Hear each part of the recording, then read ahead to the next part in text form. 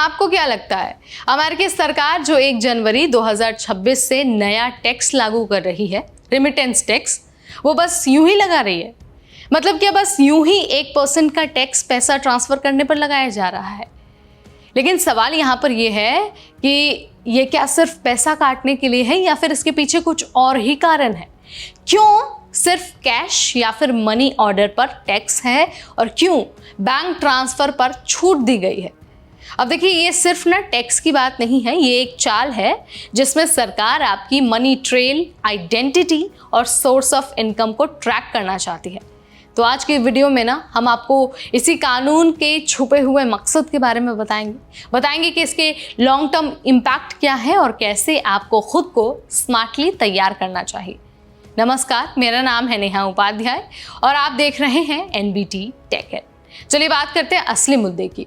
तो सरकार ने साफ साफ कह दिया है कि ये जो रेमिटेंस टैक्स है वो एक्साइज टैक्स है।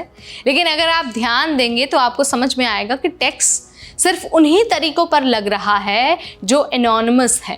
कैश, मनी ऑर्डर और पेपर इंस्ट्रूमेंट, इन पर टैक्स लगाया गया है और टैक्स फ्री कर दिया गया है बैंक ट्रांसफर्स को, डेबिट और क्रेडिट कार्ड्स को, ऑफिशियल फिनटेक एप्स को। मतलब यहाँ पर बिल्कुल क्लियर है कि सरकार अब गोपनीय तरीके से किए गए ट्रांसफर पर लगाम लगाना चाहती है। तो मोटिव क्या है?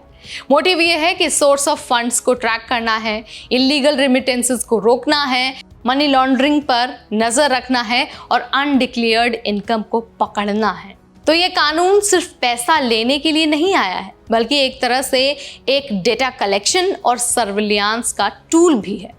तो अब सवाल ये है कि एनआरआई भाई ऐसे सिचुएशन में क्या कर सकते हैं? तो देखिए, सबसे पहले तो घबराना नहीं है, बल्कि चालाकी से खुद को इस सिस्टम में फिट करना है।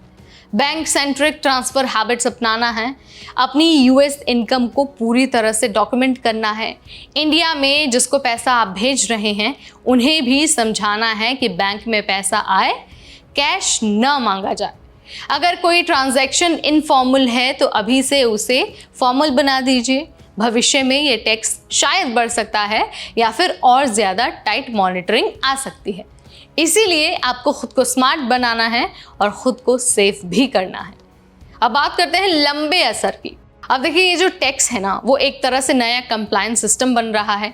इंडियन डायस्पोरा जो कभी भी अंडर द रडार पैसे भेजती थी, अब उन्हें ओपन करना पड़ेगा। वीज़ा रिन्यूअल, ग्रीन कार्ड और टैक्स फाइलिंग, सब जगह आपकी रेमिटेंस हिस्ट्री क्रॉस चेक हो सकती है। कुछ राज्य तो भविष्य में अपने लोकल लेवल पर भी एक्स्ट्रा कंप्लायंस ला सकते हैं। लेकिन भाई, ये डरने वाली चीज़ नहीं है, बल्कि ट्रांसपेरेंट सिस्टम की तरफ एक कदम है।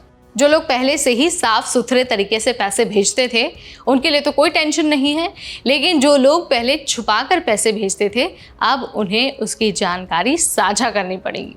अब देखिए, इस बीच ना बहुत सारे लोग पूछ रहे हैं कि क्या ये टैक्स बढ़ सकता है या फिर दूसरे देशों में भी लागू हो सकता है।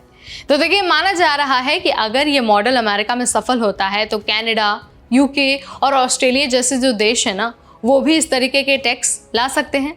तो भाई, सिर्फ एक कानून ये नहीं है, बल्कि एक ग्लोबल शिफ्ट है।